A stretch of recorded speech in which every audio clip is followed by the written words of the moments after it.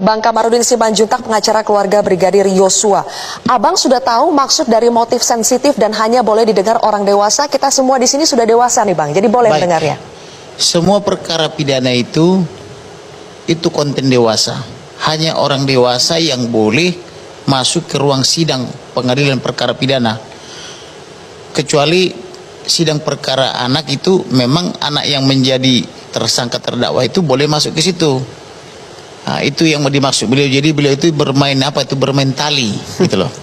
Tetapi yang mau saya katakan adalah yang dimaksud konten dewasa di sini adalah bahwa si bapak itu diduga ya melakukan perkawinan di luar undang-undang dengan yang cantik-cantik itu, dan diduga ada pertanyaan dari ibu, kemana bapak, kenapa tidak pulang, kemana kakinya, kemana tangannya, kan kurang lebih seperti saya katakan, biasanya bapak kalau bintang 2, istri itu bintang 3. Jadi yang jadi repot itu supir dan ajudan.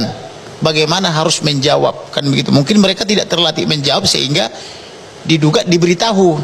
Setelah diberitahu bahwa si bapak pergi menemui yang cantik-cantik itu, maka tidak pulang, maka terjadilah pertengkaran rumah tangga.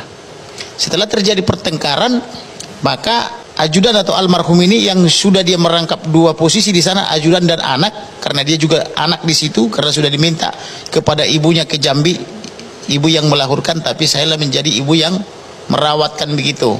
Jadi ini peran dia di situ dua, sebagai anak dan sebagai ajudan, kan begitu. Jadi kemudian setelah diberitahu atau diduga diberitahu kepada ibu, terjadilah pertengkaran suami istri.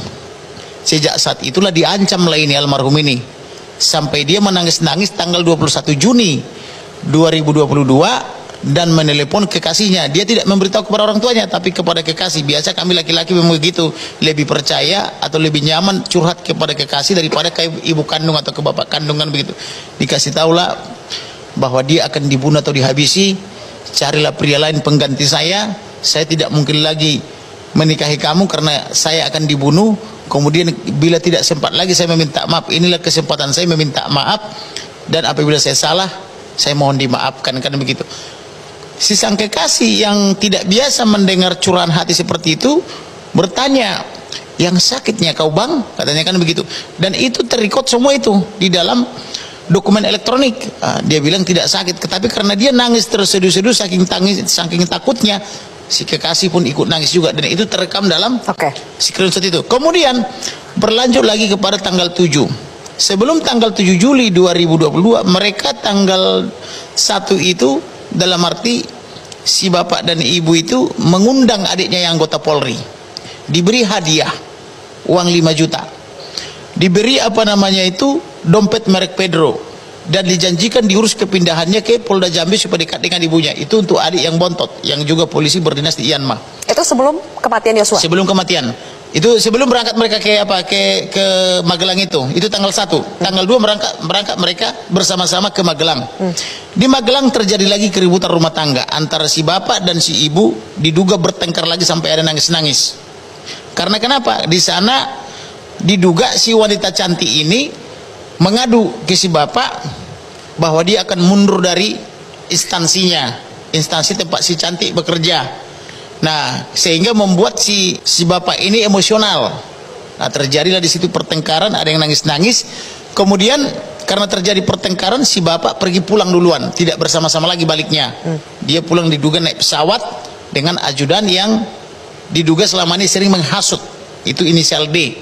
Nah, kemudian di tanggal 8, di tanggal 7 masih dia mendapatkan ancaman apabila naik ke atas. Ini saya underline ya, apabila naik ke atas maka Brigadir Nofriansah Joshua Huta Barat akan dihabisi atau dibunuh. Nah, dia telepon lagi kepada kekasih bahwa saya akan dibunuh apabila naik ke atas. Cuman kekasihnya ini tidak bertanya apa yang dimaksud dengan naik ke atas ini, kan begitu. Besoknya tanggal 8 mereka balik. Ketika mereka balik nyampe di Jakarta, tahu-tahu sudah menunggu si bapak di rumah. Padahal harusnya dia di kantor, ini jam kantor toh. Harusnya dia sebagai kadif propam ada di kantor, ternyata sudah menunggu di rumah. Nah, setelah ditunggu di rumah, beres-beres semua barang-barang dimasukkan ke dalam rumah. Kemudian diduga disiksa lah ini, disuksa ya, dipatah-patahin jari-jarinya, kakinya, tangannya, kemudian bahunya diduga ya apa itu dihajar itu entah pakai apa, jadi luka menganga, kemudian ditembak dari sini tembus ke bibir bawah, ditembak dari belakang tembus ke hidung depan, ditembak apa namanya itu dadanya lurus ke belakang, kemudian ada luka di sini di lipatan kaki ini sampai ada rembesan darah, kemudian di kaki sini, kemudian di kaki sini, kemudian di bahu kanan kiri semua banyak kali luka.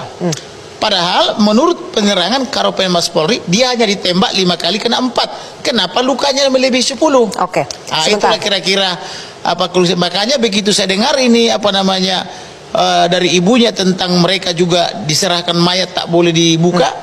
Padahal di situ ada kepentingan kami sebagai tulang di situ memberikan ulos. Baik. Kemudian dijaga-jaga jenazahnya nggak boleh dibuka. Maka saya yakin ini 340 junto 338 junto 351 dan itulah saya tuliskan dalam surat kuasa. Maka walaupun 5 lembaga waktu itu menentang saya, itu Polri, Kompolnas, Komnas Perempuan dan LPSK, saya yakin dengan pendirian saya dan naluri saya sebagai apa itu yang juga punya kemampuan menyelidiki dan menyidik, maka saya tetap bertahan di 340 dan terjadi.